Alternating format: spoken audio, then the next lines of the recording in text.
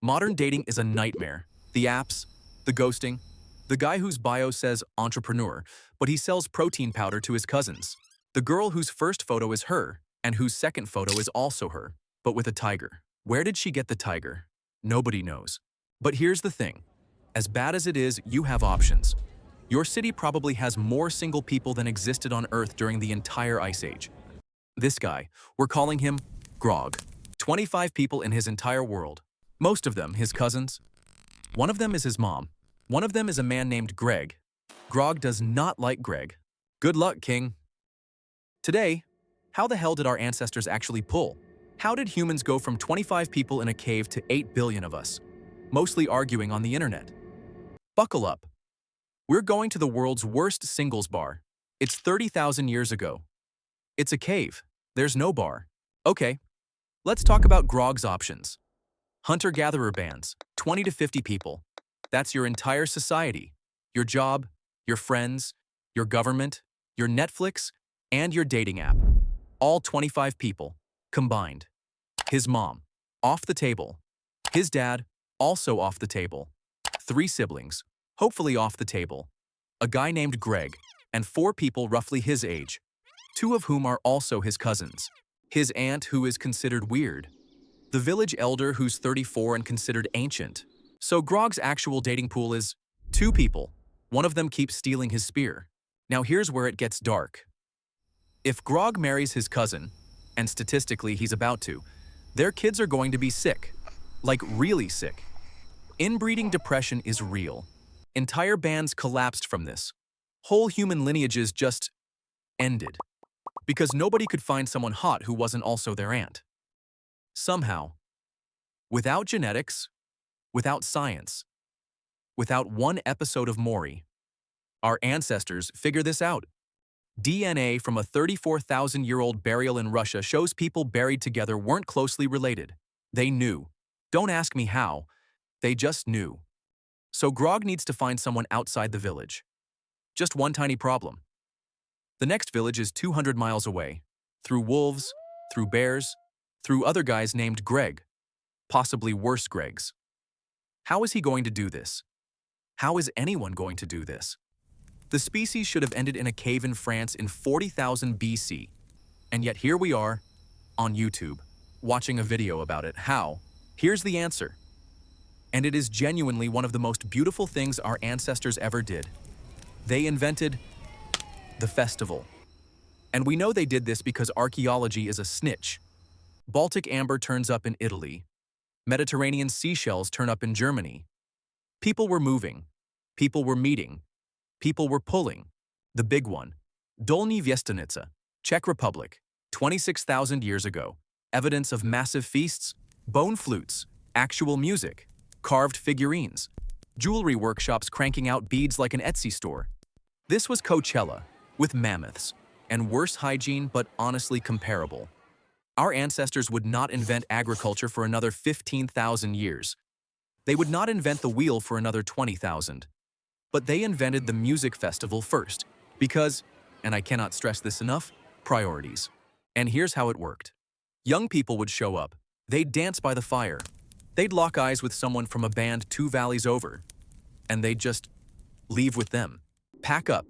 Move 400 miles to a different cave. Forever.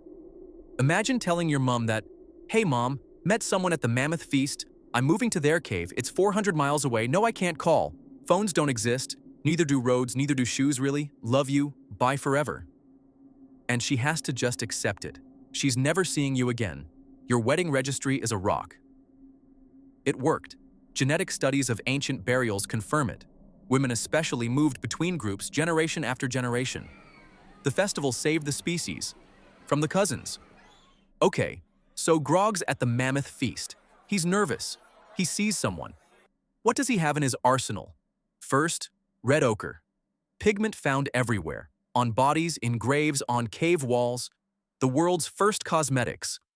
Grog is putting on his face before the feast. He's contouring. With clay, in a cave, by firelight. Some things really, genuinely do not change. Now, jewelry. Pierced shells. Ivory beads. The big one. The Sunghir burial in Russia.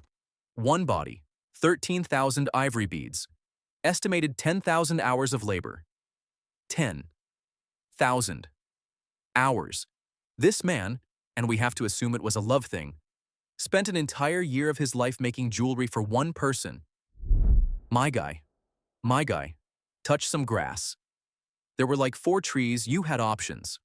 Bone flutes, 40,000 years old, made from vulture bones, which is metal as hell. Music existed before agriculture, before writing, before cities, before bread. You know what music is for. You've been to a club. They knew what music is for. There is a 40,000-year-old man somewhere in Bavaria who learned the flute specifically to get laid, and it worked, and his DNA is in this room right now. Venus figurines, small carved women, exaggerated curves. Found across all of Europe, scholars have debated for a century what they were for. Fertility symbols, spiritual icons, self-portraits, they were pinups. They were Ice Age pinups.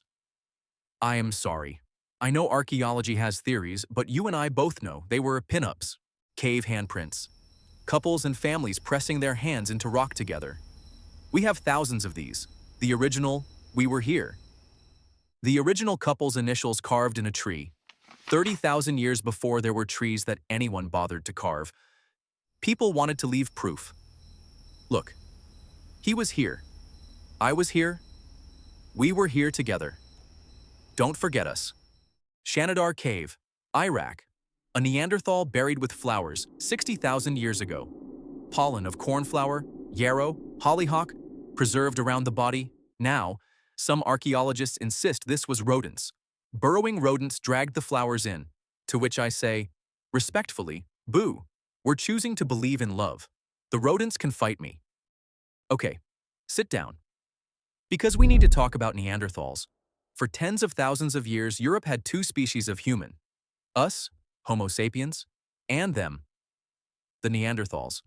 Shorter, stockier, bigger noses, bigger brains actually, kind of awkward for us. Probably redheads, definitely could speak. Now for a long time the story was, we showed up, we fought them, they died out, we won. Roll credits, except, in 2010, scientists sequenced the Neanderthal genome. And they compared it to ours, and they discovered, and I want you to brace yourself for this, that we did not just fight them. We also definitively, conclusively, got down with them. Repeatedly. For thousands of years, across the entire continent of Europe, every non-African person alive today carries between 1 and 4% Neanderthal DNA. That is not one accident. That is not one regrettable evening at the mammoth feast. That is generations of cross-species hookups. And it wasn't just a fling. The Lapedo child, Portugal, 24,000 years ago.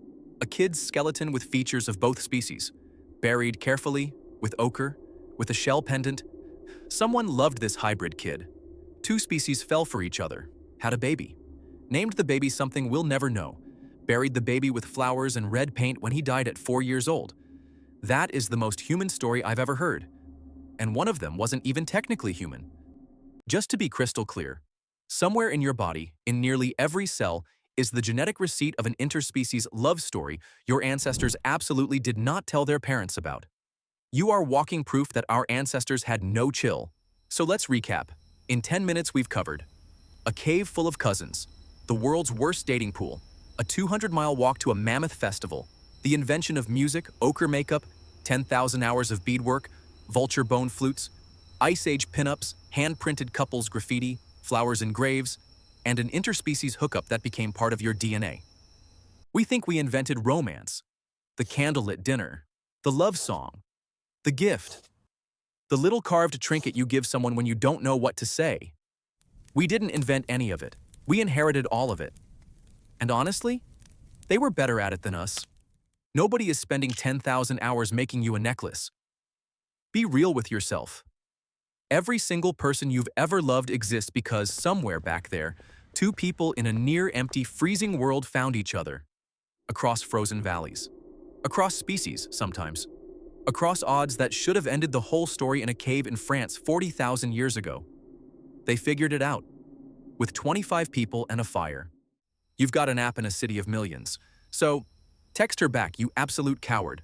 Next time on When We Began. How did our ancestors sleep?